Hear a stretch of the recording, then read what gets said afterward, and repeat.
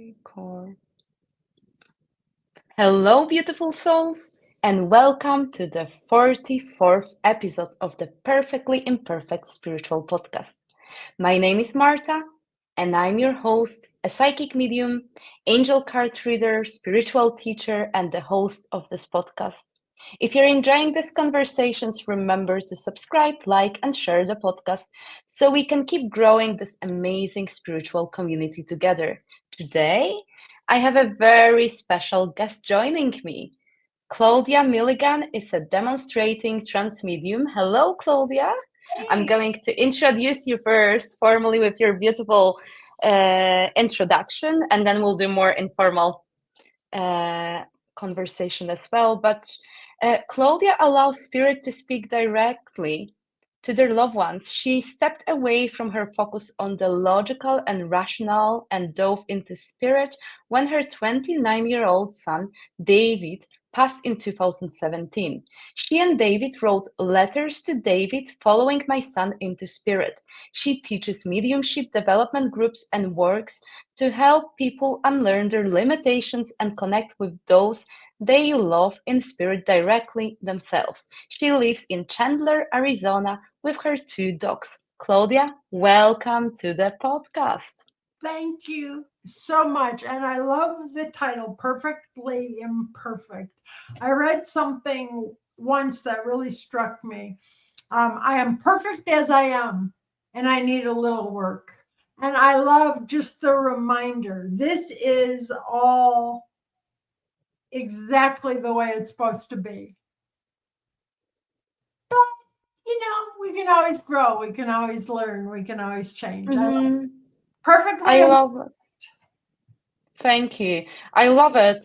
Well, I truly believe that we can only compare ourselves to ourselves and try to really be the better version of ourselves, like working every day. But then also, the minute we realize, the minute we allow to see ourselves the way the source's energy sees us through that lens of like perfect unconditional love, I think we release that pressure and then we can really step more fully into our purpose and live life more fully. I don't know, something just popped into my mind. Totally, yeah. And another thing that I just know these days, it's not that I don't compare myself to others. And, oh, I should have done that. Oh, I should do more like this. Oh, thank God I'm not like her. But the only valid comparison is between me as I am and me as I was. And when I stick with that, I always win. I think back, I tell people that if the Claudia I was 8 years ago came and knocked on my door, I would not let her in. I love her. I feel compassion for her, but I don't want to have coffee with her. Hmm. I love it. Yeah, I absolutely love it. Well, there's never a beginning of anyone's like personal stories. I think there's so many entry points to any conversation we can have, but I'm going to let you choose. Or I know because we have two special guests. We've got Claudia and we have her son David in spirit. So I'll let you two decide how would you like to start this conversation? I think probably I just checked in with David, maybe at the beginning, because David's story and my story are the same. So I want to tell you a little bit about the moment that I met David. Yes, And please. um, I had spent my whole life trying to figure out what you wanted me to be and to be as close to that as I could because I think I, like everybody else, I wanted to be loved more than anything else. And I thought if I was who you wanted me to be, you would love me. It doesn't make any sense at all, but that's how I was operating. And then I was 32 years old and they put this baby David in my arms and I looked at him and for the first time in my life I saw a person who was perfectly perfect. Mm-hmm. And I had never looked at people like that because just like I was looking to you to see how I should be different. I was looking at you thinking, you know what? If you were a little smarter, taller, shorter, louder, quieter, more sober, then you would be pretty good. Yeah, you would be good Mm. if you were different. And when I held David and he was perfect, and the way he looked at me, I knew he thought I was perfect. Not Mhm. you lose a little weight, but you're okay. I was perfect. And so that's how we started. And I decided that day the only thing I wanted to teach him as his mother, I wanted to teach him to love and be loved. Mm. And I can't think of anything more important. So, a lot of the changes I made in my life as he was a child, I made for him. I Mhm. smoked. He told me secondhand smoke was bad when he was like 6. I was like, okay, I'll quit smoking. I just did a lot of things because I needed to be a good mother, and I was kind of nuts, you know. And Mhm. he was, let's just say he was challenging for me. We're both strong personalities. A lot of times we were at odds with each other, but there's something transformative about love, no matter how it shows up. And so we had a lot of difficulties. We still argue. He became an alcoholic, an addict. He was homeless for a while. He spent 10 months in prison. I was like, no, this is not what I had in mind, you know? Mhm. But I remember he was MIA for 2 years. Um, he thought I was just not a good mother. If you're the only mother I can have, I just won't have a mother. But he came back, and I found out later he came back because he told a friend what a terrible mother he had, and they told him what a terrible mother they had, and he was like, "My mom's not bad." Mm. And he showed up at my door, and I learned not only to love him but to like him, you know, exactly as he was. Mhm. So he passed at 29. I was in accounting, debits on the left, credits on the right, and I say in the book, crystals in the garbage where they belong. Mhm. But I was not going to let him go. And I saw him. I made the choice to see his body, and I stood in front of it for 5 minutes, maybe. And I gave him a kiss, and I turned around to go, and my friend said, "Hold on, don't you want to sit with him?" I said, "That's not him. That's not him." But Mhm. I knew when I said that he was somewhere. You know, he was somewhere. That wasn't him, but he was somewhere. And 4 days after he passed, I said, "I love you, David." I don't know if you know, but they're in the ceiling. Did you know that? Say, "I love you, David." And right away, this thought comes into my mind, "Love you too, Mom." Just like that. And I thought I was losing it. But what David did was opened the door for me from the rational to the irrational. Mhm.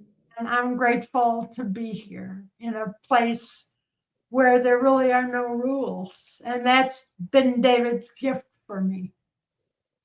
Mhm. Thank you so much. I've got like so many questions. Well, one that I would love to ask you, would you be able to describe the first communication from David? How has he been describing crossing over and the other side? Well, crossing over was interesting. Somebody he passed by suicide, and somebody in a support group told me that when their son passed, there were 3 phases to their grief. The first obsession and focus was how he died. And that was my experience. I needed to know every detail. I needed to know how he was feeling and what was going on and I wanted to know everything. The second focus or obsession was that he died. Oh, that's the whole world. He's gone. He's gone. And the third focus was that he lived. And that was beautiful and hopeful. But for me, there was a fourth focus that he still lives. Mm-hmm. We talked earlier, and absolutely the physical separation of someone we love being in spirit is devastating. As far as I know, we can't feed them. We can't hold them physically. Sometimes I feel like I'm being held, and that Mm-hmm. hug. And David has told me hugs in spirit are so much better than hugs in the physical. So I'm looking forward to that. But our relationship was mostly soul based. And that is not only still there, but it's on steroids. So, about his death, 6 years after he passed, he told me about what it was like that night. And that's in the book. But he told me only when I was ready to hear it. Mm-hmm. And I'm grateful for that. And I don't know if I answered your question. Mm-hmm. Well, I have many questions. You surely did, and there is no right answer, or I don't think there are right questions here either. Well, what's popping to my head is that I've had throughout the years so many parents who lost their children because their children committed suicide. And I get frequently, I'm sure you get as a medium as well, those questions like, are my children okay? Or sometimes it's the impact of the church that like really makes those people be in the fear-based thoughts like will they be with God, will they, yeah. So, and it happens like every month I get those questions, so I was hoping like you could maybe speak to that, about how at peace your son is, or like how his day-to-day life on the other side is. Okay. So first, is he okay? And I work with a lot of parents of kids. I work with anybody who loves somebody in spirit, but I have a special heart for moms and dads with kids in spirit. And I've told them many times, your kids are not okay. Your kids are not okay. They're better than okay. They're terrific. Mm-hmm. And I talk to them about, imagine you wake up this morning and you have no money worries, you have no time pressures, you have no commitments. Your job is to seek out and maintain joy. You're surrounded by love and care and wisdom and enlightenment. Is your day okay? Yeah, I guess it would be okay. I would say that's not okay. That's terrific. And that's what they are.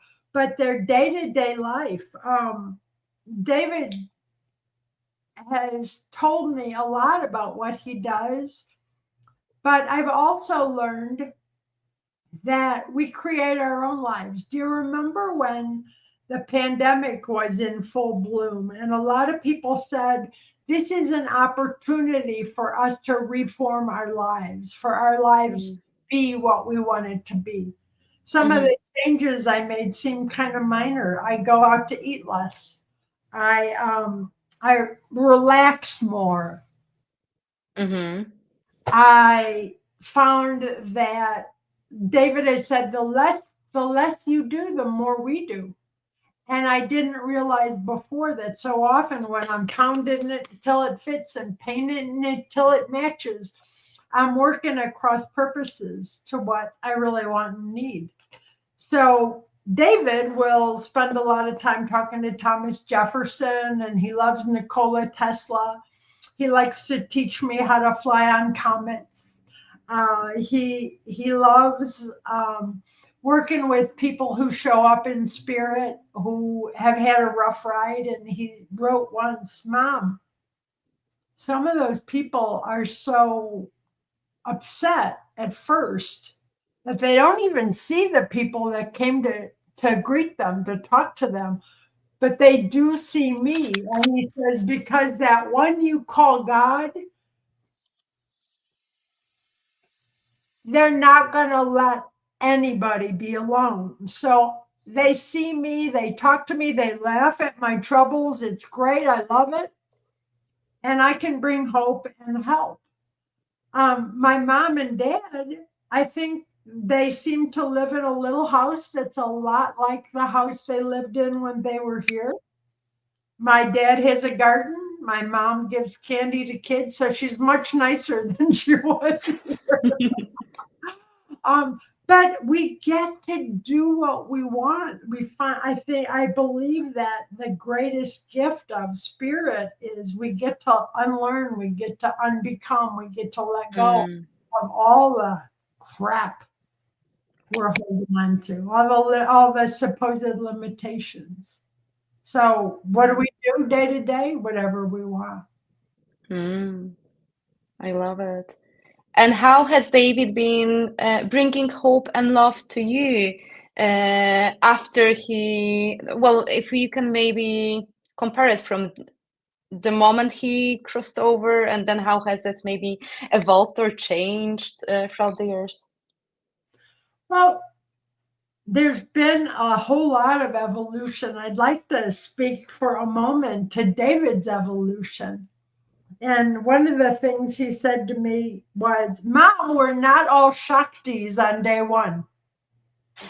And what I found out was that when he passed, he was still pretty much the same kid. David was very focused on making sure I didn't make mistakes. So he would tell me over and over and over, Mom, you should never have rocks underneath a pine tree. Oh my gosh. How can you put rocks under a pine tree? How are you going to get the needles out? Over and over and over. So when he passed, he was still giving me advice. Don't do this, do that, go over there, do this. Mom, what are you thinking? But that lessened and lessened and lessened and lessened as he evolved, as he got, I don't know, was it healing? I don't know. It was almost like he came into his own, So he's really a wisdom source for me today. So yeah.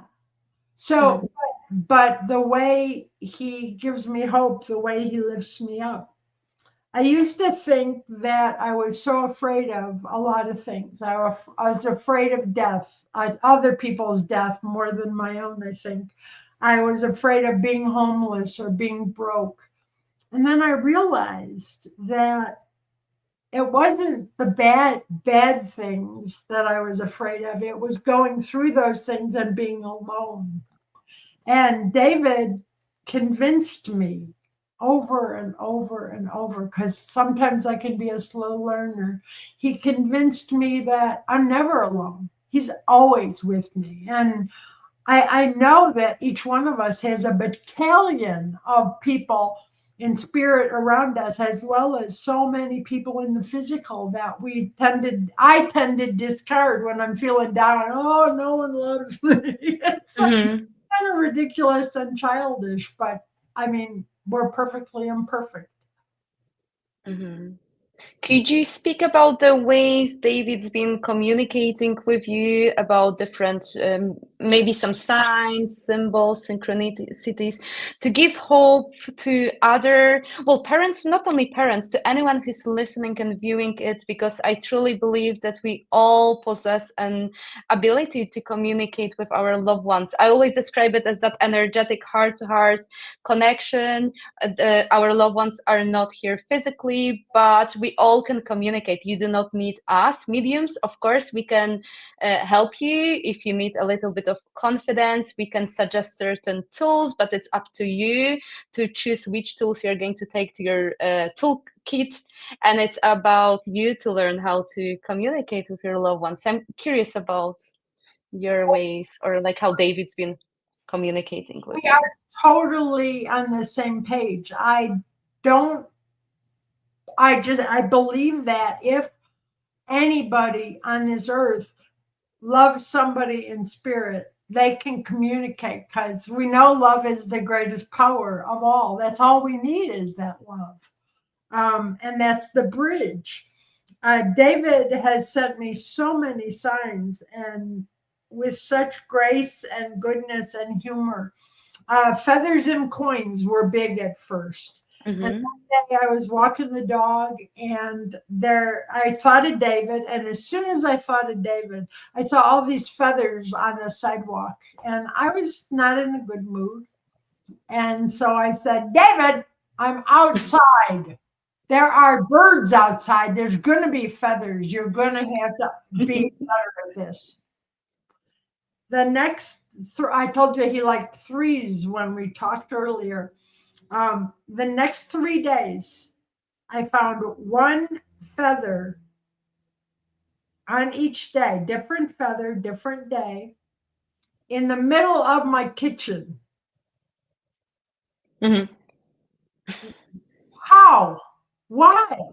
But he was like, okay, do you want me to up your game? And I would ask everybody out there that's missing somebody to remember you can ask. I mean, I know it's my job to ask for what I want and need, to notice what I get and celebrate the no.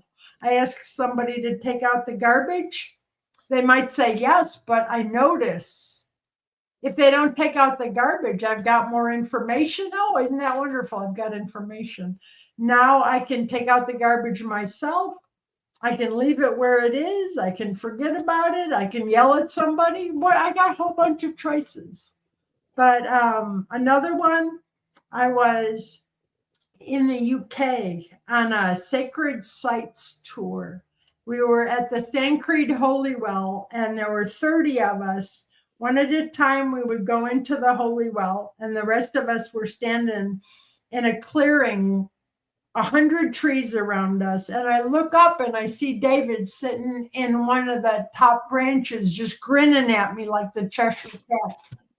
Mm-hmm. I've seen him a few times, which has been phenomenal. But it got better because a woman I had never really gotten to know yet, her name's Lisa. And she said, when the circle breaks up, can I talk to you for a minute? Sure, sure, sure. Circle breaks up and she says, this is going to sound weird, but your kid wants me to take a picture of you in that tree. And she points to the tree that I had seen David in. Mm-hmm.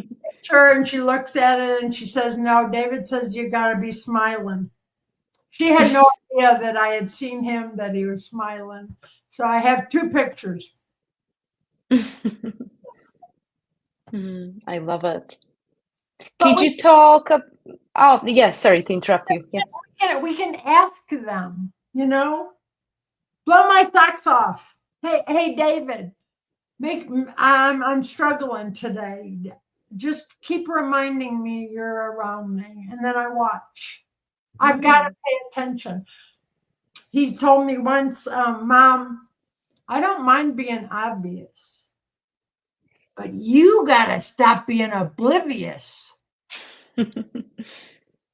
And so often I ask, and then I forget to notice. So important, because those signs can be big, but they can also be subtle. And if we are, for instance, all the time on our phones, or we don't hear or pay attention, how are we to notice those signs and symbols from the other side? Right here and now. Yeah, right here, right now is where they meet us. And if I'm in yesterday thinking about how I messed that up, or in tomorrow wondering how this bill's going to get paid, I'm not here to experience what I'm being gifted right now. Mm-hmm. So, about your book, could you talk about your book, Letters to David, Following My Son into Spirit? Because it is such a powerful, moving title. Maybe you have the book here. Do you have the book here? Or I'm not sure. It's a great thing for me to have here, but I'll definitely include the link where people will be able to order it. But could you share how the idea for the book came about and how those communications with David began? I can't take credit for the idea of writing a book, but I call it an inadequate near-death experience when David was 9 years old. Some very nice lady came to the foot of my bed. I had sepsis. My organs had shut down. And she said, "Do you want to go home?" And I knew what she meant. And I said, "Yes, I do. I do. But could you find somebody to watch David?" And I woke up later and the doctor said, "We thought we lost you." But I guess I got elected to take care of David. And after that happened, I started doing some odd writing. We're still talking, rational, logical, but I was writing about being in a meadow. And it wasn't like I'm going to make things up. It was like things were happening to me within, and I would just keep track of it. I would write about it. And so I also would write letters to God, and I still do. So when David passed, I knew he was still around. And so I started writing, "Hey, dear David, I'm having a really rough day. This stinks. Can you help me out? I miss you. I hope you're okay. Love, Mom." And then I would write, "Hi, Mom. Boy, you're always worried about something, aren't you? Lighten up, lighten up. I'm still around. I'm still around. And you don't have to cook for me. Love, David." And I did that every day for a year until one day I sat and pushed my chair away from my desk. And I said, "Oh my gosh, this is you, isn't it?" I had suspected, but so often it's easy to ignore the evidence as it comes in. Because like you said, it comes in. I think spirit speaks on little cat feet. They don't generally come in big and bold and loud. And so the evidence just kept mounting up. I love that when spirit in the letters, when David disagrees with me, I know today our brains are wired for harmony. There's a term called confirmation bias. I'm not gonna hear it unless I believe it exists. A lot of moms or dads with little kids in spirit will go to multiple mediums, and nobody can bring that kid through because the medium's like, "I don't want to see little kids in spirit." So they can't. I'm guilty. I'm guilty of that. When I started developing, children would choose me because I truly believe that my clients are also those on the love on the other side. It's not well, we might think it's clients here on earth, but so children would keep coming through, and it was so uncomfortable. And I tried to bring another person, so I had to overcome that challenge and really like grow or like come to an understanding that there were those children who really wanted to convey messages to their parents. So I'm guilty of that as well. Yeah, I one of my teachers used to say, "No more bacon nanas. Don't bring in the grandma with the apron who used to bake cookies because we really don't care." But not that we really don't care, but remember that spirit is not composed of 100% grandmas with aprons and cookies. So as I would write the letters, and sometimes David would argue with me. Now, wait a minute. If this isn't really me, if I'm just making this up, how could I be arguing with myself? Maybe it is him. And I didn't know for a long time, but I just figured what I did know was that I felt better when I wrote to him and when I wrote from him. And if it wasn't real, it was still comforting. It was still. Can anyone do it? Can anyone write to their loved ones and receive messages back? Oh, no, you have to be very specialized. You have to believe that you can. Brene says something about the only difference between people who have love and connection in their life and people who don't are that people who have love and connection in their life believe they are worthy of love and connection. And I would say something really similar about people who have loved ones in spirit. Those that think they can and those that think they can't are both right. Mm-hmm. So, in a way, it's not what we have to learn to communicate as we love in spirit. It's what we have to unlearn. Mm-hmm. Yeah. That's the most challenging, the process of unlearning and becoming yes. I remember once telling somebody not very long ago, but it was just kind of funny. I said, you know what? God must have been high when he decided to build a planet called Earth with 8 billion people in it who all had different perspectives, but who all believed they were right. Mm-hmm. I mean, we just don't know. But Mm-hmm. if I operate under, maybe I can do this. It changes the story. Mm-hmm. And how has your mediumship journey opened up? Well, I know it opened up with you communicating with David, but I'm curious how, could you talk about you starting reading for other people? And yeah, I'm curious about that part of your journey. Um, I I've always loved learning things that really don't have limits, where there's always something more you could learn. Once you learn how to make scalloped potatoes, you're done, right? But with spirit, there's always another room to go into. And so when I started working in mediumship, a lot of times the communicator would say, just let me talk. Oh no. How this works. No, I will get information from you. I want this kind of information. This is how it's going to go. We're going to start with name, rank, and serial number. And maybe if you're really good and you give me all the information that I need, then maybe I'll pass on a message. And my teachers, some of them agreed. And all of them at the time agreed. But Spirit kept saying, let me talk. And so I started studying trance.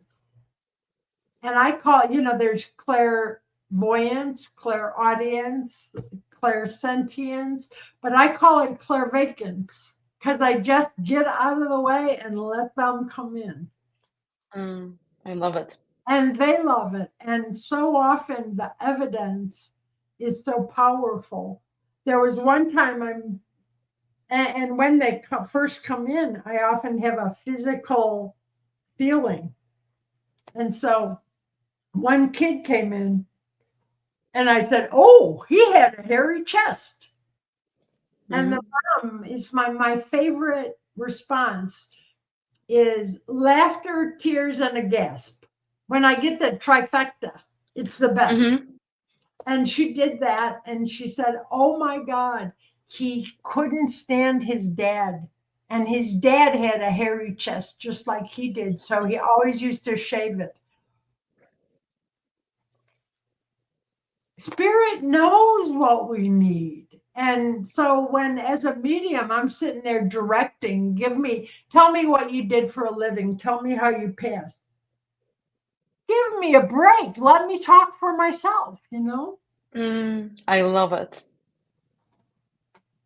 Yeah, absolutely. Well, something that's popping into my mind, like this is what I've experienced. Well, we all, I think it's important to study with different teachers and to be part of various development classes. But I remember, I sat in development classes in some spiritualist churches, and I had to unbecome and unlearn because it put so much what I called breaks, if you, I'm using the car analogy, breaks into my mind, and I would be trying to communicate with the spirit world, yet I had those expectations to bring the person in the spirit world in a particular way, whether it's a male, female, like the type of passing. And I'm like, no, that's not how they want. I can bring the evidence the way they want. What you're describing, like touching the seater's heart by allowing the person in the spirit world to bring forward what is it that they would like, has been so liberating for me, but also, I don't know, I think it's the proper way, at least for me. Yeah. You know what? Okay, I would often tell people, there are no rules, and when I hear somebody say this is the way it's got to be, I run. But then I work with an energy I call she, like a guide, but it's like all my guides. It's like a collective.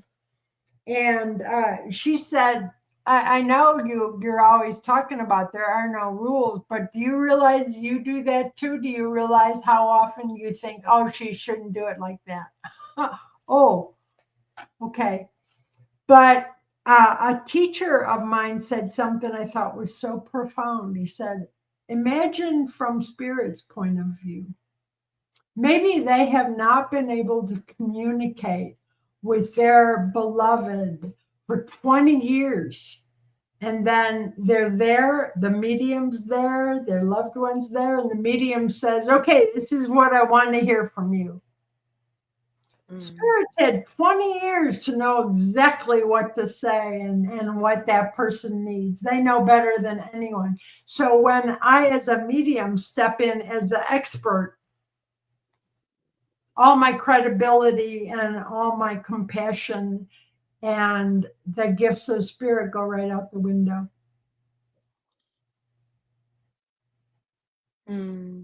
I love it.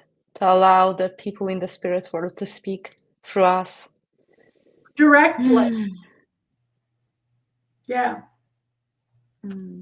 Could you talk a little bit about your human experience with grief? Because I'm sure that's going to help anyone who is listening who has lost a child or a loved one and is longing to connect with them. How have you been processing, or I don't know whether I want to say coping with grief, but yeah, let's term it that way. I have utilized a grief coach, a life coach. I've worked with him for 6 years now. And I think one of the biggest things I've learned is that I learned how to make friends with grief. I learned to feel the feelings. And David had said, Mom, don't you understand? Every tear you cry is a tear you won't have to cry again. Huh? But, just to be there. I know a lot of times I want to push away the pain. That's a pretty human response. But it's only when I let the pain in, when I feel it, when I process it, when I share it. I used to have a lot of friends, and when I would use David's name after he passed, I would see this. Very uncomfortable that I would bring up, why are you talking about him? Well, we're talking about him because he's ours, and he always will be ours. Mm-hmm. And so a lot of my journey has been throwing people out the window. Maybe that's not really politically correct. Some people say I'm releasing them in love. But I used to be so afraid of letting people go. I've been chasing them my whole life. And I found out that I don't have to chase anybody or anything ever again anymore. I have to be me. And whoever wants what I have to offer will be drawn to me. And it's just a different way to learn, to live, to learn. Do I do it all the time? No, but I'm better. I like who I am. I love me today. Can see me. I can see myself make a mistake. And I know that today I can make an amends. I can make it right. But it's a better way to live. And the grief has opened the door. It's a gift of growth. It's an invitation to growth. Hey, you don't have Mhm. to be like that. You can be whoever you want to be. You can open up. You can allow yourself to be heard and to feel love and joy and peace. Really? Hmm. I love it because you're presenting in a way, I feel like a new perspective to grief that, well, I completely agree that the minute we allow to feel everything, we can transform every cell, well, and every part of our soul, like of every part of our being. But because frequently people would ask, so what are the practical ways I can cope with grief? But that detaches you, that almost like imposes that I don't want to feel, I want to distract myself. But in a way, do you think sometimes it's good to distract ourselves when those emotions are too strong, when we are inundated? And if so, what could help those who Absolutely. are? Yeah. 2009 was a really, really rough year for me. My parents both passed within 6 months of each other, and David went to prison for 10 months. Tough, tough, tough year. But I used to see a lot of images. I still do, but not as regularly. And I saw a very clear image of a bird flying over a valley, and the bird dove down all the way to the bottom of the valley, grabbed a fish out of the stream, and went back up. Oh, okay. And I knew immediately that I don't ever always want to be up here going to coffee and doing the grocery store route. But I also don't want to always be in the grief and in the depths of the grief. I've got to Mhm. travel. Yeah, there's gifts in the grief, but there's also gifts in picking up the phone and saying, "Hey, you want to go to Disneyland?" Yeah. So we get to choose. I have also I learned early on that it wasn't a bad idea for me to schedule grief. I'm going to Mhm. allow myself to feel awful for the next 15 minutes. I would sit and on the couch, I would hold David's ashes. I would read the cards from memorial. I would bawl, and there's a release there. But you Mm. can't do that for 20 years. Mhm. Mhm. I love it. I'm curious, like, well, have you ever felt guilty of having fun and experiencing joy after David's passing because of the societal expectation? Like, people, in a way, sometimes well, they expect us to behave a certain way, or maybe they might consider that we're behaving in a not appropriate way, as if it was them to really, yeah, control us for them. Sure. But that's all about what other people want me to be. And Mm, sure, at first I'd be, oh, I can't believe I just laughed. I laughed out loud. My kid is dead. My kid is mm, dead, and I'm laughing. How horrible. But just letting things come in and go out, like the tides. One of the questions that helped me more than anything else is learning to ask myself, what do I need right now? What do I need right now? And it was different things. I'd never done that before. A lot of times it was chocolate or a cookie. So I gained 30 pounds in the first year. But mhm, sometimes it was a hug or a nap water is magic. I talk to a lot of people in grief, and sometimes they can't even speak because they're so overwhelmed. And I learned to tell them, you know what, hang up, call me back in 5 minutes, but drink 2 big glasses of water. And when they called me back, they would still be upset. He would still have been, it still happened, but at least they're more grounded and they could talk. When we're hydrated, when we're fed, we just operate better. Hmm.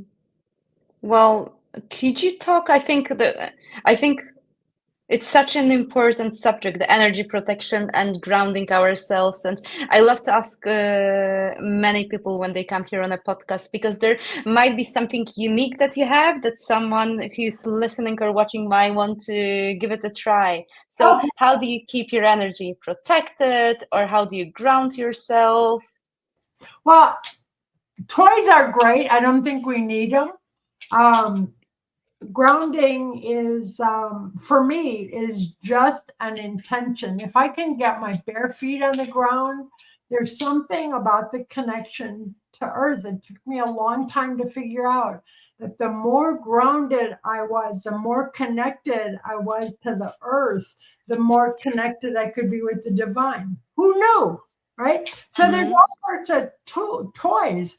This is shungite, but any dark stone generally works to ground. Tourmaline, obsidian.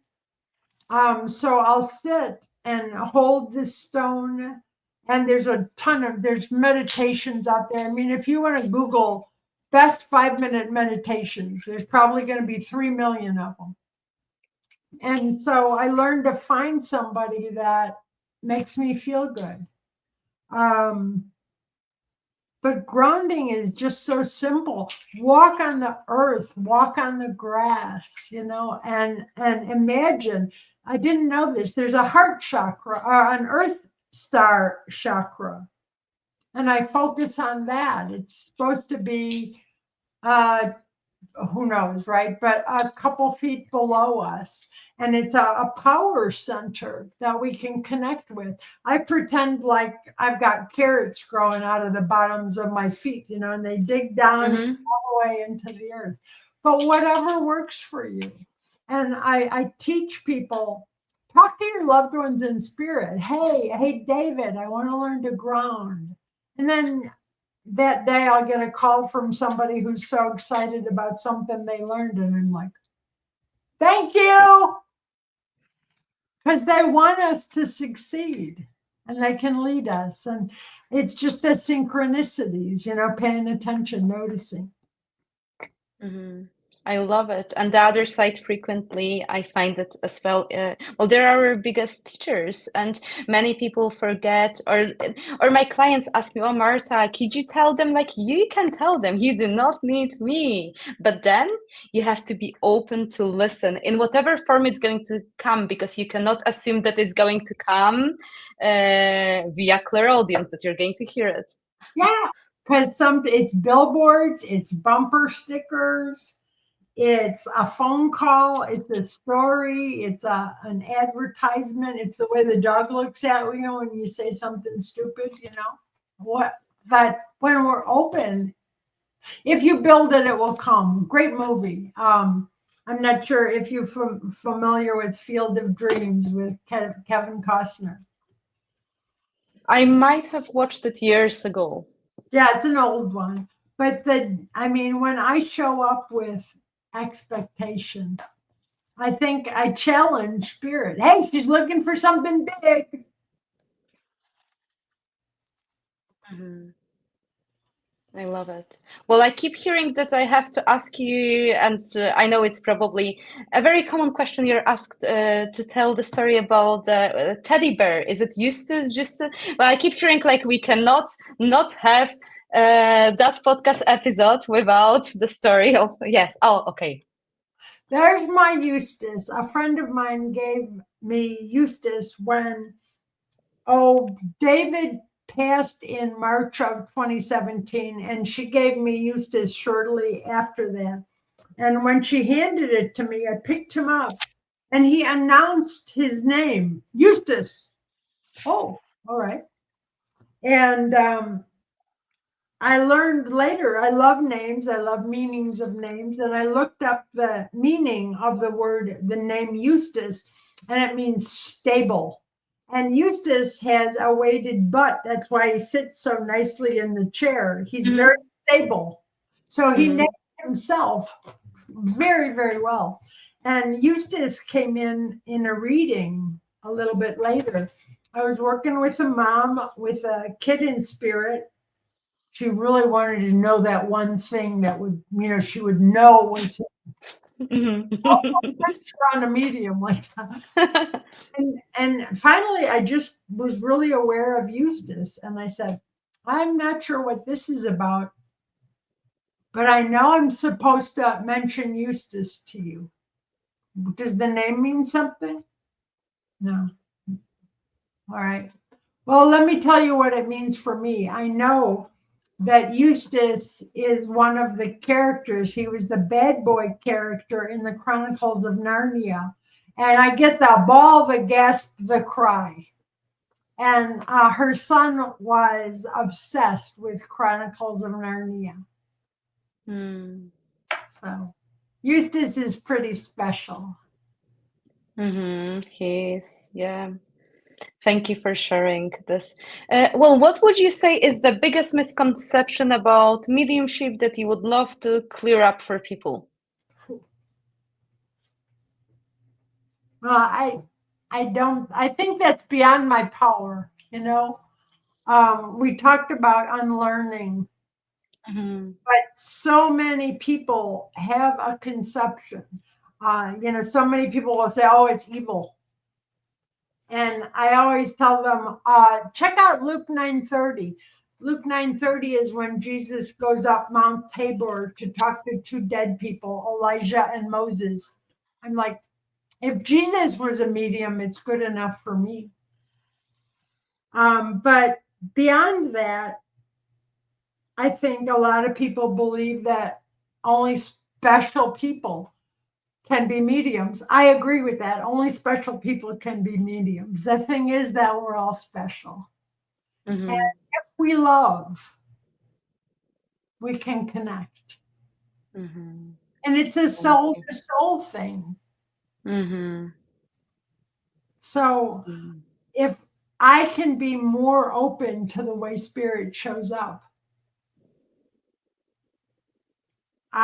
it's just we close so many doors, I like a lot of times I'll have my blinders on. What am I missing? I saw a little boy in a mediumship reading.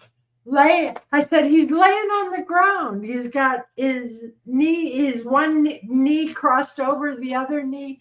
He's looking up at the stars and pointing out the constellations. Laugh, gasp. Those are my favorite, right? And she says, yes.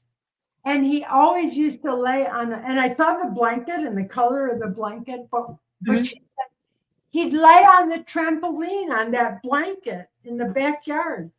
And I thought, dang, I didn't see the trampoline while I wasn't looking. It was there. It's always there for us, but we have to look. Thank you. And what's the final message that you would like to leave the listeners, the viewers with? Can I go ahead and let David offer that up? Yeah, I would love that.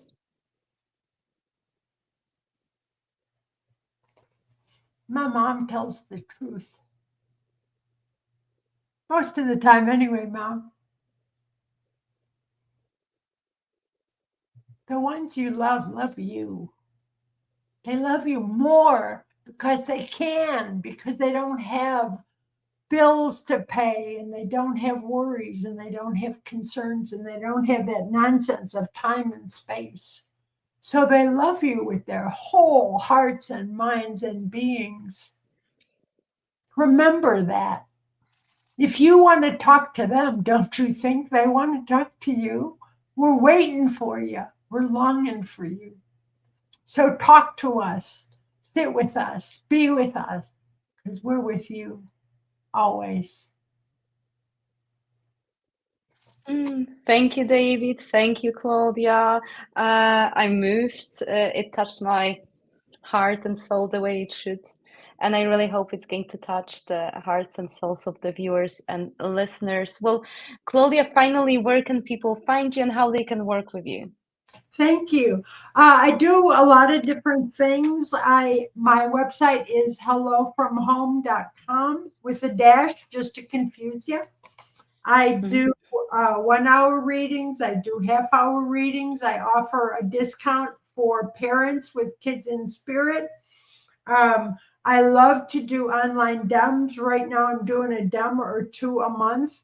I charge the grand total of $5, and I cannot guarantee a reading. I do small group readings for a little more money, where I guarantee a reading for everybody. Um, I I love connecting with spirit. I have a development circle with a good friend of mine and another medium. You can find all this information on my website, as well as some more information about letters to David. And so many miracles have happened with people reading that book. They've had experiences from their loved ones in spirit that's been so precious. And so I would love to be able to help you out if I can. Mm, thank you, Claudia. Well, thank you so much for sharing your beautiful story, your wisdom. But I want to say, like, thank you for sharing your heart and your soul. I truly appreciate you. Thank you so much. Thank you, Marta. You are a beautiful, beautiful person inside and out, and it's been my pleasure. Thank you. And I want to say thank you to everyone.